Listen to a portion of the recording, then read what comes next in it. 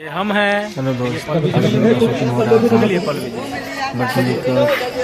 में चल रहे पूरा फुल्ली ट्रेंडिंग, रोज दिन 15,000 रुपया छाप रहे हैं। एक घटना हो गया, लेकिन उसका को ढला मार दिया मधुमक्खी को, सबको रगेद के काटा, सब भाग जी, कितने लोग घायल हो गए, 10-10, 5-5 गो मधुमक्खी सबको काटा है।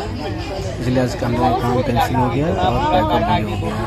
और सब हम लोग रेडी थे, लेकिन मधुमक्खी के कारण हम लोग काम में डिस्टर्ब हुआ और इसलिए हम लोग काम नहीं करेंगे। और ये काम कल होगा, वही लोकेशन, वही farm house, Vishwanath farm house, film city Patna.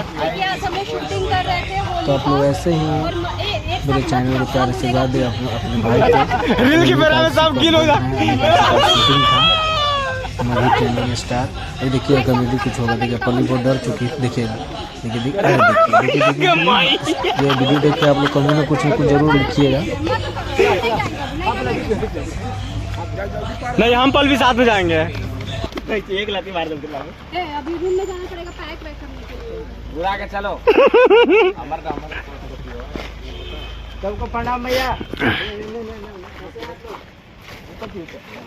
चलो छोटू लेना, हट रहे छोटू ना वीडियो लेते थे।